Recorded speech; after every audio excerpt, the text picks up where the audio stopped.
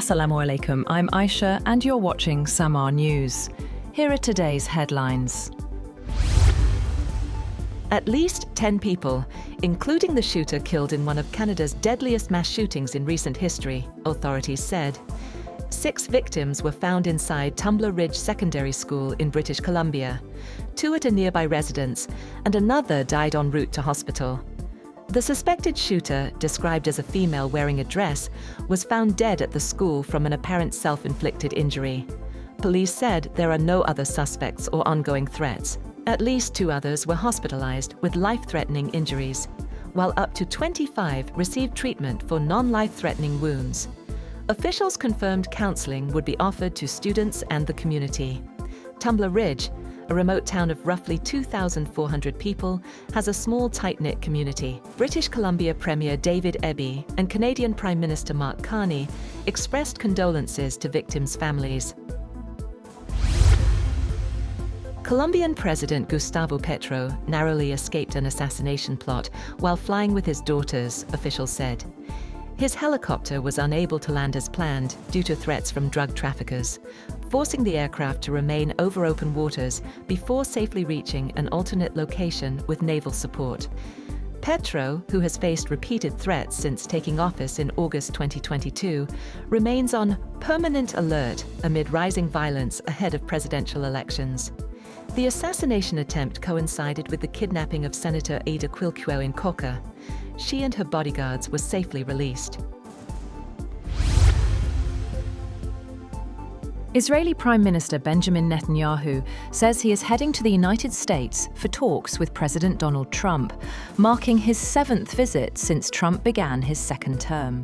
Speaking at Ben Gurion Airport, Netanyahu described the relationship between Israel and the United States as uniquely close and unprecedented, both at the personal and state level. He said discussions during the visit will focus on Gaza, broader regional issues, and above all, negotiations with Iran.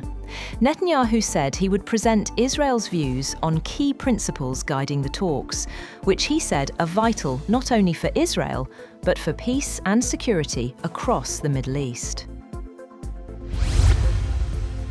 Indonesia says a proposed multinational peacekeeping force for Gaza could number around 20,000 troops. President Prabowo Subianto's spokesman said Indonesia could contribute up to 8,000 personnel, though no terms of deployment or areas of operation have yet been agreed. Indonesia has previously said it is ready to commit forces, but is awaiting clarity on the mandate of the proposed mission. President Prabowo has also been invited to Washington later this month for his first meeting of US President Donald Trump's Board of Peace. A White House official reiterates President Donald Trump's opposition to Israel annexing the West Bank, saying a stable West Bank is vital for Israel's security and the broader peace process.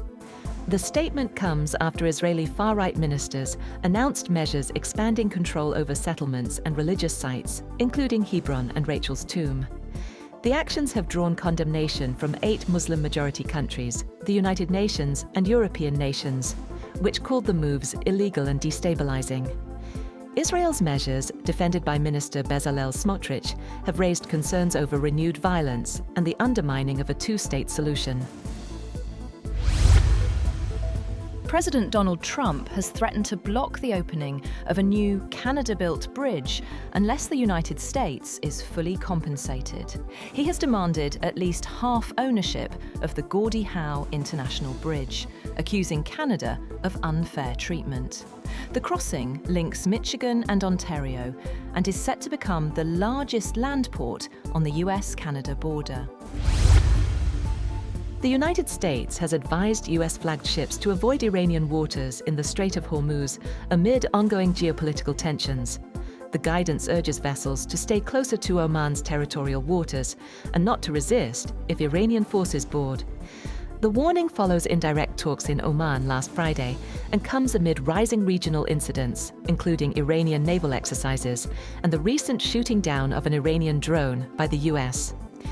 The Strait of Hormuz remains a critical choke point for global oil supply, and Washington maintains a strong military presence as a precaution.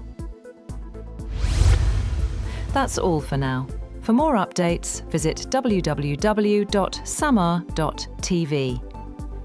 Thank you for watching Samaa News.